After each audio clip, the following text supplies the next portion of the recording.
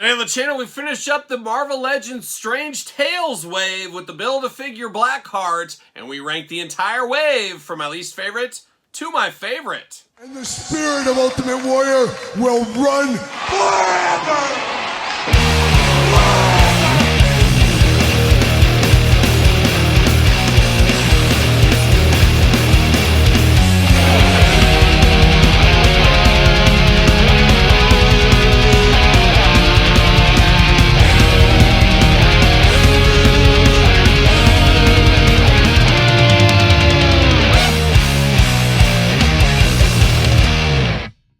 Welcome everyone, Kyle here, back again, finishing up the Strange Tales wave Marvel Legends unboxings, and of course, we're going to rank the entire set from my least favorite to my favorite, but first, before we dive into that, we got to take a look at this Blackheart Build-A-Figure, but of course, for all your Marvel Legends Strange Tales needs and a whole lot more, hit up jaystoysandgames.com, use discount code Kyle, save yourself 15% all in-stock items, 15%! Got to get a deal out there. But let's dive into Blackheart, the Build-A-Figure here, the son of Mephisto, as we do know, and the Mephisto watch carries on. He'd be great in a Build-A-Figure in a Strange Tales wave. Will we ever get the Mephisto? We'll see, but at least we're getting his son right here. Blackheart, he came about when I was reading comic books, and I remember him squaring off against Spider-Man, but I usually remember him from some of the Marvel trading cards at the time. That's where I always really, when I think of him, I think of that trading card from back in the day. But a cool figure, one we have not had in the modern-day Marvel Legends, so desperately needed in our collections, and a big Build-A-Figure here. But let's dive into it. Let's start with the accessories. Of course, we do get the hands with this one, so you get kind of a fisted hand, no kind of, you get a fisted hand, and then you get a little come-hither hand, and then you get kind of two clawing hands here. So once again, as usual, choose your own Build-A-Figure hand adventure with this one. Now, diving into this, he went together pretty smooth for the most part. A little struggles with the right arm, but outside of that, just took some working in. He does got raised bumps and spikes all over his body, so as you're putting it together, you were kind of clawing up your hand a little bit. Not the end of the world, but a little bit unsettling. A little unsettling there. I almost had to get a Band-Aid, but thankfully I did not have to. But we do got Blackheart right here, and this is a strange figure. Obviously, he's a strange character, but I would have done some things differently with this character. But let's dive into it. Let's take a look at it first. Let's start with the head. He's got that head there looking like a howler monkey. Is that what they're called? That's what it always reminded me of. He got those beady red eyes, no facial expression there. And then he's got these long tentacles, dreadlocks. Not sure exactly what they are, but a massive, massive head with all of that going on there. But it does look good. I see this. I do think it is Blackheart, so that works for me. Getting into the body, talked about it. Spikes all over the place on Blackheart here. He's doing a lot of working out under the tutelage of his dad, Mephisto. He's got a pretty ripped up body for all things considered. A taller figure as well is Blackheart here, as Lilith takes a header over there to the side. Watch out, Lilith. But looking good body-wise. No issues with this body. I mean, kind of a naked Blackheart is what it really feels like. Now, my biggest gripe and issue with this figure here is the tail. Of course, long tail on this one.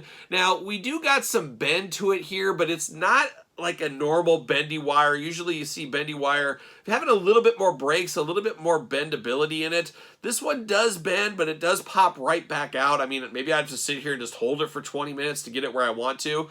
But I also wish it bent downwards a little more to use that tail as a little bit of a stabilizer, because you get down to the feet on him, he does got a weird kind of foot position where he is not going to stand on his own, and you need that tail to kind of support him. It would be nice if that tail was exited down a little bit more, just to kind of give him a little bit more stability. Now, I could probably work on it with a hair dryer and the bendy wire. I just wish the bendy was a little bit more flexible, a little bit more pliable than it is.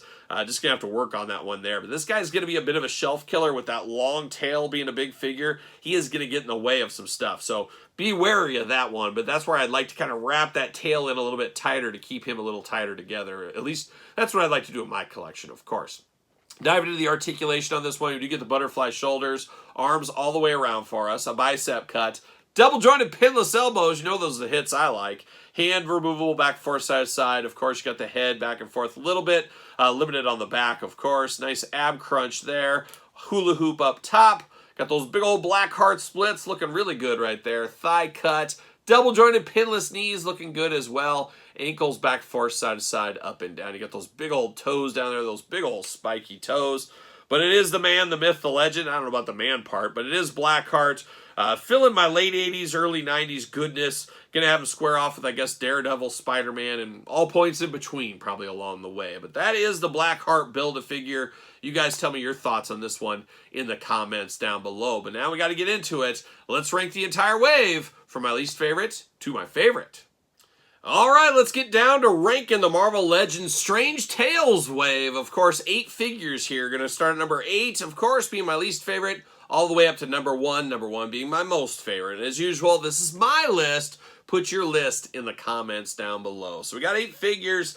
Let's dive in. Let's get after it. Some interesting characters here. Some of the darker parts of the Marvel Universe with this wave. And I got to be honest, none of these characters I read in the heyday of my comic reading, trading card stuff. I was aware of all these characters, but I wouldn't say I'm a huge fan of all these characters. I mean, I guess the Weapon of Vengeance, Wolverine, I guess Wolverine's my favorite of all time. So I guess that counts, but it's not technically Wolverine.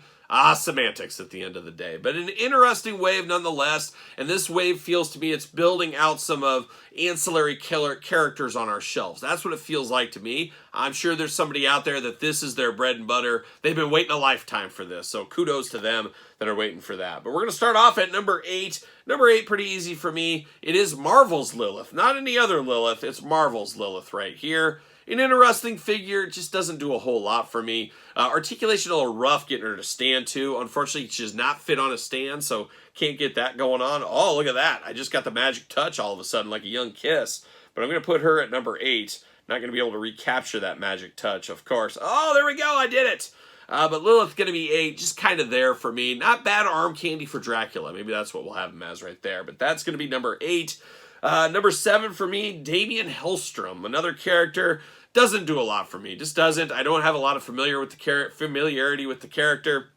Just seems kind of like a half-naked teenager is what it feels like to me. So not playing all the hits for me is old Damien. He's coming in at number 7. Number 6, we got Rasta the Voodoo Man, or Brother Voodoo, depending what you want to say. I will say, though, a heck of an upgrade from the prior incarnation.